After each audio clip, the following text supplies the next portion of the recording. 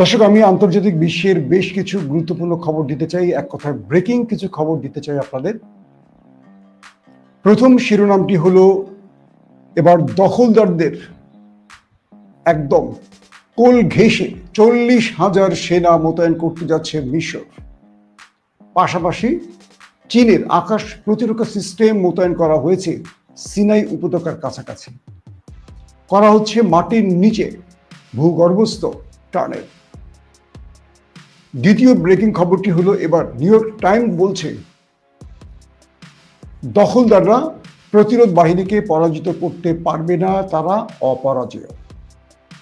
বুঝতে পারছেন প্রতিরোধ বাহিনী কারা? তৃতীয় ব্রেকিং খবর, সৌদি ইরান তলে তলে বিশেষ কোনো পরিকল্পনা নিয়ে ইসরায়েলকে সহায়তা করতে যাচ্ছে, এই বিষয়ে টেনশনে আছে নেতানিয়াহু। পাশাপাশি চীন পাকিস্তান নতুন পরিকল্পনায় আরব বিশ্বকে নতুন পথে নতুন মতে টেনে আনতে চাইছে। অন্যদিকে এরদোয়ানের তুরস্ক সর্বোচ্চ সতর্ক অবস্থায় আছে দখলদার দেশকে নিয়ে। চলুন প্রিয় দর্শক, খবরগুলো একটা একটা করে দেবার চেষ্টা করছি। আপনারা এখন শুনতে এবং দেখতে পাচ্ছেন ক্লিয়ার, তাই তো? কোনো প্রবলেম তো নেই না? প্রথমেই আমি মিশরের খবরটি দিয়ে শুরু করতে চাই। আপনারা জানেন যে দখলদার দেশটির প্রতিবেশী একটি দেশ মিশর, মাঝখানে গাজার এবং সেখানে রয়েছে একটি রাফা করিডোর বলবো না, সীমান্ত বলবো। দখলদাররা যখন গাজার উপর হামলা চালায় তখন নিরীহ মানুষগুলো এই রাফার দিকে ছুটে আসে। যখন মিশরের প্রেসিডেন্ট নির্বাচিত হয়েছিলেন মোহাম্মদ মুরসি, তখন এই রাফা সীমান্তটি খুলে দিয়েছিলেন এবং সেই সময়টিতে গাজার প্রতিরোধ বাহিনী কিছু অস্ত্র ঢোকাতে পেরেছে, কিছু রসদ ঢোকাতে পেরেছে এবং মিশরের একটা সহযোগিতা পেয়েছিল এই গাজার প্রতিরোধ বাহিনী।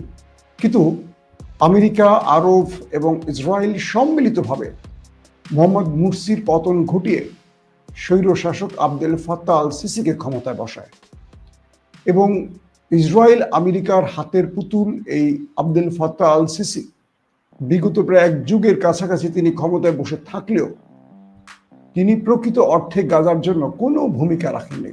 এমনকি তুরস্কের মতো দেশ বারবার সহযোগিতা চেয়েছিল মিশরের, যে তুমি তোমার ভূমিটা আমাকে ব্যবহারের অনুমতি দাও, আমি একটু দখলদারকে শিক্ষা দিয়ে আসি। সেই অনুমতি না জর্দান দিয়েছে না মিশর দিয়েছে।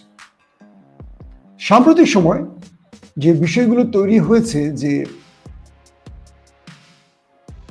কাতারে যখন দখলদাররা আক্রমণ করলো, কাতার কারা? আমেরিকার অন্যতম মিত্র। এই আরব রাষ্ট্রগুলো ট্রিলিয়ন ডলার দেয় আমেরিকাকে তাদের নিরাপত্তার জন্য এবং রাজতন্ত্র টিকিয়ে রাখার জন্য। কিন্তু যখন দখলদার দেশটি কাতারে আক্রমণ করলো, অনেকটা নীরব চুপ থেকেছে ডোনাল্ড ট্রাম্প এবং মার্কিন গণমাধ্যমগুলো বলছে আক্রমণের দিন মার্কিন টাইম, আমেরিকার টাইম 8টাতে কথা হয়েছে ডোনাল্ড ট্রাম্পের সাথে নেতানিয়াহু এবং 8:56 কাতারে আক্রমণ হয়েছে। অর্থাৎ ডোনাল্ড ট্রাম্প কোনো গ্রিন সিগন্যাল দিয়েছে এমনটি অভিযোগ করা হচ্ছে। তো এই পরিস্থিতির আলোকে কাতার, আরব আমিরাত, সৌদি বা বাকি আরব রাষ্ট্রগুলো বুঝতে পেরেছে যে আসলে ওদেরকে আমরা যত টাকা দিয়ে রাখি না কেন, ওরা আমাদের নিরাপত্তায় কাজ করবে না, ওরা শুধু আমাদের জুজুর ভয় দেখিয়ে টাকা হাতিয়ে নিচ্ছে। ওরা আমাদের ইরানের ভয় দেখিয়ে বা তুরস্কের ভয় দেখিয়ে আমাদের দেশে একটা ঘাঁটি গড়ে আমাদের পেট্রোডলার চুরি করছে। তো এর পরপরই এরদোয়ান মিশরের সাথে বেশ কিছু ডাইনামিক খেলা খেলে এবং মিশরকে বোঝায় যে তোমার ক্ষমতাকে আমরা কেড়ে নিব না বা এখানে আমরা রেজিম চেঞ্জ ঘটাবো না, তুমি আমাকে সাহায্য করো। আবদেল ফাত্তাহ আল সিসি মিশরের সাথে তুরস্কের সাথে কিছু বিষয়ে আলোচনা চালান এবং বলা হচ্ছে মিশর সিনাই উপত্যকার কাছে ইসরায়েল এবং মিশরের যে সীমান্ত অঞ্চল বা নো ম্যানস ল্যান্ড যে জায়গাটি, সেখানে তারা বাংকার বা ভূগর্ভস্থ টানেল তৈরির কাজ শুরু করেছে এবং 40,000-এর মতো মিশরীয় সেনা আধুনিক অস্ত্র শস্ত্র নিয়ে এই অঞ্চলে তারা পাহারায় রয়েছে। পাশাপাশি চীনের থেকে কেনা সাম্প্রতিক আকাশ প্রতিরক্ষা সিস্টেম যানগুলো পৌঁছে গেছে এখন সেই অঞ্চলে। বলা হচ্ছে যে গাজাকে রক্ষায় হয়তোবা মিশর এগিয়ে আসতে পারে। আবার কেউ বলছেন যে দখলদারদের আক্রমণ এলে মিশর তাৎক্ষণিক যেন প্রতিরোধ করতে পারে, সেই জন্য এই প্রস্তুতি। এর মধ্যে দখলদার দেশটির পক্ষ থেকে মিশরকে আলোচনার প্রস্তাব দিলে মিশর এই আলোচনায় রাজি হয়নি। তারপর নেতানিয়াহু আমেরিকার শরণাপন্ন হয়েছেন।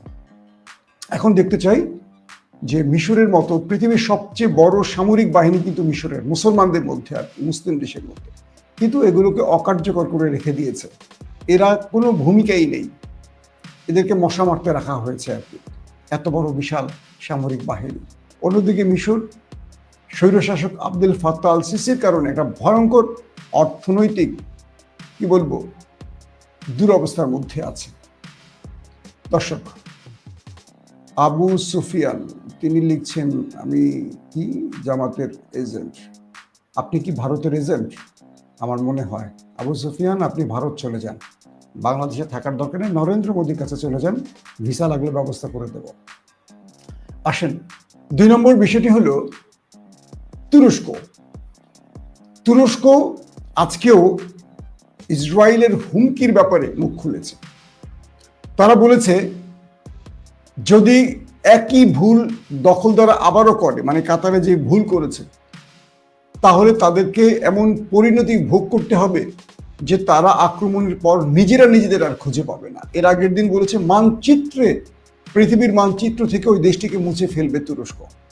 আজকে নতুন বার্তা এসছে এবং তুরস্কের ইন্টেলিজেন্স মিল্লি ইস্তেকবারাত তিশকিলাতি অর্থাৎ MIT সর্বোচ্চ কি বলবো সতর্ক অবস্থায় কাজ করছে। দখলদাররা কোনো মিসাইল অ্যাটাক করবে, দখলদাররা F-35 বা F-16 দিয়ে অ্যাটাক করবে, নাকি দেশটির ভেতরে মানে তুরস্কের ভেতরে মোসাদ কর্তৃক কোনো গুপ্ত হত্যা চালাবে। এজন্য তুরস্ক সর্বোচ্চ পাহারায় রয়েছে এবং তুরস্কে যেসব হামাস নেতারা রয়েছেন তাদেরকে সর্বোচ্চ নিরাপত্তা দিচ্ছে তুরস্ক। পাশাপাশি তুরস্ক স্পষ্ট করে বলে দিয়েছে যদি কোনো প্রকার দখলদারদের পক্ষ থেকে তুরস্কের ভেতরে একটি ছোট আক্রমণ হয়, এটার ওজন অনেক বেশি হবে, যেটা ওরা নিতে পারবে না। এবং এরদোয়ান এই ব্যাপারে একদম সাফ জানিয়ে দিয়েছে যে আমি কারোর দিকে তাকাবো না, তোমার যে বাপ দাদারা আছে মানে বিশ্বমোড়ল বা আমেরিকা বা পশ্চিমারা আছে, কারোর দিকে তাকাবো না, আমি আক্রান্ত হলে আমি তোমাকে তোমার নাম নিশানা মুছে ফেলবো, এইটা তুমি কনফার্ম থাকো। কারণ এরদোয়ান অপেক্ষায় আছে যে ওরা লেজে পাড়া দেখ, কারণ হামাসের সাথে সবচেয়ে ভালো সম্পর্ক হলো তুরস্কের, এরদোয়ান সরকারের। তার চোখের সামনে গাজাটাকে ধ্বংস করে ফেলছে, কিন্তু কেউ তাকে সাহায্য করছে না। তিনি যতটুকু পারছেন চুপি সারে যা কিছু করছেন, কিন্তু এবার তার টার্গেট দখলদাররা যদি লেজে পাড়া দেয় এই সুযোগটি কাজে লাগাবে তুরস্ক। আর সাম্প্রতিক তুরস্ক যতগুলো তার পঞ্চম প্রজন্মের যুদ্ধ বিমান বলি, তার ICBM বলি বা তার মিসাইল বলি, আদার যা আছে, তুরস্ক সাম্প্রতিক সময় যেগুলো নতুন নতুন দেখাচ্ছে এগুলো প্রত্যেকটা রেঞ্জ কিন্তু তুরস্ক থেকে ইসরায়েল। খেয়াল করবেন, মানে তুরস্ক বোঝাচ্ছে যে আমার টার্গেট কিন্তু তেল আবিব, তার প্রত্যেকটা জিনিস ওই দেশটার জন্য করছে। এবং গত 1 বছরের মধ্যে তুরস্ক যে সারপ্রাইজ দিচ্ছে অস্ত্র বাজারে, অবাক কর বিষয়। এবং তুরস্ক তার অন্যতম মিত্রদের সাথেও ভেতরে ভেতরে কাজ চালিয়ে যাচ্ছে। আসছি 3 নম্বর বিষয়, পাকিস্তান এবং গাজার সংবাদটা দিয়ে আমি পাকিস্তানে আসছি। গাজাতে আজও দখলদার বাহিনীর সাথে প্রতিরোধ বাহিনীর সংঘর্ষ হয়েছে এবং বলা হচ্ছে গাজা থেকে প্রতিরোধ বাহিনী দখলদার দেশটিকে টার্গেট করে বেশ কয়েকটি রকেট আক্রমণ চালিয়েছে। মাঝখানে দেশটি IDF এর সাথে লড়াইতেই ব্যস্ত ছিল, কিন্তু আজকে নতুন করে গতকালকে নতুন করে আবারও দখলদার দেশটির মধ্যে রকেট অ্যাটাক চালিয়েছে। দখলদার দেশটির পক্ষ থেকে বলা হয়েছে তারা একটি রকেটকে আকাশ প্রতিরক্ষা সিস্টেম দিয়ে ইন্টারসেপ্ট করেছে, অন্য একটিকে ইন্টারসেপ্ট করতে পারেনি, তবে ক্ষয়ক্ষতির পরিমাণ তারা জানায়নি। পাশাপাশি দেশের ভেতরে দখলদার সেনাদের সাথে প্রতিরোধ বাহিনীর মুখোমুখি সংঘর্ষ হয়েছে, কিছু মাইন পুঁতে রেখেছিল সেগুলো বিস্ফোরণ হয়েছে এবং ব্যাপক সংখ্যক হতাহত হয়েছে এমন খবর পাওয়া গেছে। তার মানে ভেতরে গাজার ভেতরে দখলদারদের সাথে লড়াই এখনো কন্টিনিউ চলছে। তারপরের খবরে আসি দর্শক, পাকিস্তানের সাথে সৌদির যে আলোচনাটি হয়েছে বা চুক্তিটি হয়েছে, অনেকেই বলছে যে এটা নেপথ্যের মাস্টারমাইন্ড চীন এবং তুরস্ক। কারণ পাকিস্তানের সাথে সবচেয়ে মধুর সম্পর্ক হলো প্রথম তুরস্ক, তারপর চীন। তো বলছে যে তুরস্ক যেহেতু ন্যাটোর সদস্য, আবার তুরস্কের সাথে দখলদারদের একটা চরম বিরোধ আছে, আবার তুরস্ককে ভয় পায় আরব রাষ্ট্রগুলো। ওসমানী সালতানাতের আদলে তুরস্ক যেভাবে এগুচ্ছে, ওরা ভয় পাচ্ছে যে আবার আমাদের রাষ্ট্রগুলো দখলে নেয় কিনা। তো সব মিলে তুরস্ক পাকিস্তানকে এখানে ব্যবহার করেছে, আর কাতারে আক্রমণের কারণে আরবরা ভয় পেয়ে গেছে ইসরায়েলকে। তো যে কারণে পাকিস্তানের সাথে সৌদির চুক্তির পর আরবের বাকি রাষ্ট্রগুলো পাকিস্তানের সাথে চুক্তির একটা পরিকল্পনা করছে। তো এরই মধ্যে আজকে পাকিস্তানের প্রতিরক্ষা মন্ত্রী খাজা আসিফ নতুন করে একটি স্টেটমেন্ট দিয়েছে। তিনি বলেছেন, সৌদিকে প্রয়োজনে আমরা নিউক্লিয়ার সহযোগিতা করব, পারমাণবিক বোমা বানাতে কিংবা রক্ষায় পারমাণবিক সহযোগিতা, মানে পাকিস্তান থেকে সৌদিতে যদি পারমাণবিক বোমা পাঠাতে হয় পাকিস্তান সেটা করবে। একদম ডাইরেক্ট বলেছেন, বলছে যে আমাদের চুক্তির মধ্যে এই বিষয়টি রয়েছে। কারণ সৌদিতে আক্রমণ মানে পাকিস্তানে আক্রমণ, পাকিস্তানে আক্রমণ মানে সৌদিতে আক্রমণ। সেই হিসেবে যদি শত্রুরা সৌদি আরবে আক্রমণ করতে চায়, সেক্ষেত্রে পাকিস্তান তার সর্বোচ্চ সহযোগিতা করবে, সর্বস্ব দিয়ে। ক্লিয়ার? অর্থাৎ পারমাণবিক সহ সব রকম সহযোগিতা করবে। তো চীন ইতিমধ্যে আফগানের যে বাগরাম ঘাঁটিটি, যেটি মার্কিন যুক্তরাষ্ট্র তৈরি করেছিল আফগানে থাকা অবস্থায়, এটা নিয়ন্ত্রণ নিতে চাইছে। তো এটি নিয়ন্ত্রণ নিতে চীন পাকিস্তানকে সৌদির সাথে একটা সম্পর্কে আটকালো। পাশাপাশি চীন চাইছে এই শক্তিতে, মানে এই জোটে ইরান থাকুক। কারণ পাকিস্তানের সাথে মোহাম্মদ বিন সালমানের বৈঠকের একদিন আগে ইরানের যিনি সর্বোচ্চ নেতা, তার স্পেশাল অ্যাডভাইজার এবং ইরানের সর্বোচ্চ নিরাপত্তা প্রধান, তিনি কিন্তু সৌদি আরবে সফর করেছেন। সৌদি আরবের প্রতিরক্ষা মন্ত্রী এবং প্রধানমন্ত্রী ক্রাউন প্রিন্স মোহাম্মদ বিন সালমানের সাথে তিনি বৈঠক করেছেন। তার একদিন পরে কিন্তু পাকিস্তানের সাথে চুক্তির বিষয়টি খোলাসা করেছেন। তো বলা হচ্ছে যে এই চুক্তির মধ্যে নেপথ্যে চীন, তুরস্ক, পাকিস্তান থাকতে পারে। কিছু মাধ্যম বলছে আর কি, আরাবিয়ান আউটলেট গুলো বলছে বা মধ্যপ্রাচ্য বিষয়ক বিশ্লেষকরা বলছে। এখন পর্যন্ত সৌদি আরব ইরানের বিষয়টিকে প্রকাশ্যে আনেনি, যেহেতু ইরানের সাথে আরো মার্কিন যুক্তরাষ্ট্রের একটা লম্বা বিরোধ আছে, বা তাদের মধ্যে বিরোধটা একটু বেশি স্ট্রং। তো সৌদি আরবের সাথে ইরানের নাকি এরকম কথা হয়েছে, কনফার্ম না তথ্যগুলো, কিছু মাধ্যম থেকে পেয়েছি, যে ইরান সৌদিকে আশ্বস্ত করেছে যে আমাদেরকে ভয় পাওয়ার কিছু নেই, তোমরা একই ভাই, আমরা তোমাদের রক্ষায় এগিয়ে আসব, তোমরা যদি আমাদের পাশে থাকো। এবং আমাদের সৌদি আরব নিয়ে কোনো অন্য পরিকল্পনা নেই। প্রয়োজনে ইরান সৌদি আরবের সঙ্গে মিলে পারমাণবিক প্রযুক্তির কাজ চালাবে। তোমরা তোমাদের শত্রুদেরকে বিশ্বাস না করে আমাদের বিশ্বাস করো। তোমাদের কাছ থেকে তোমাদের পেট্রো ডলার নিয়ে যাচ্ছে, ট্রিলিয়ন ইউএস ডলার নিয়ে যাচ্ছে, কিন্তু দেখো কাতারকে মেরে বসছে। এবং আগামী দিন ওই দখলদার নেতানিয়াহু তোমার দেশে যখন অ্যাটাক করবে, তুমিও কাতারের মতো চেয়ে দেখবা। আসো, আমরা আমাদের পূর্বের সকল সমস্যা দূর করে আমরা বন্ধুত্বে ফিরে আসি। মোহাম্মদ বিন সালমান ইরানের এই বক্তব্যে গ্রান্টার হিসেবে চেয়েছে দুটো রাষ্ট্রকে, পাকিস্তানকে এবং চীনকে। পাকিস্তান এবং চীন গ্রিন সিগন্যাল দিয়েছে মোহাম্মদ বিন সালমানকে যে ইরানকে বিশ্বাস করো। কারণ এই মুহূর্তে ইরানের বন্ধু রাশিয়া না, ইরানের বন্ধু চীন হয়ে গেছে। কারণ ইরান দখলদার লড়াইয়ের সময় আমরা যে বিষয়গুলো দেখেছি, চীন তাদেরকে সাহায্য করছে, রাশিয়া কোনো সাহায্য করেনি। রাশিয়া শুধু আওয়াজ দিয়েছে। ভ্লাদিমির পুতিন বিশ্বাসঘাতকতা করেছে ইরানের সাথে এই লড়াইয়ের সময়। তো সেই হিসেবে সৌদি আরব প্রকাশ্যে যে চুক্তিটি করছে পাকিস্তানের সাথে, এখানে আরবের বাকি দেশগুলো আসবে। এখানে চীন নেপথ্যে পাকিস্তানকে অনেক রকম সহযোগিতা করবে। কারণ চীনের কাছে এখন যে আধুনিক অস্ত্র আছে, আমেরিকার কি বলবো ইন্টেলিজেন্সও জানে না যে কি ধরনের অস্ত্র তৈরি করেছে। এবার সামরিক যে কুচকাওয়াজ, সেখানে এমন আকাশ প্রতিরক্ষা সিস্টেম দেখিয়েছে চীন, যেটা আমেরিকার মাথা নষ্ট হয়ে গেছে। লেজার সিস্টেম, অর্থাৎ লেজার দিয়ে তারা যুদ্ধ বিমান বা মিসাইল ধ্বংস করবে, কোনো মিসাইল ছুটতে হবে না খরচ করে। তো আমেরিকা ইরানকে নিয়ে টেনশনে আছে, যে কারণে আফগানিস্তানের বাগরাম ঘাঁটিটি চেয়েছে। তো কালকে আমি আপনাদের বলেছিলাম যে বাগরাম ঘাঁটি চেয়েছিল আমেরিকা। তো আজকের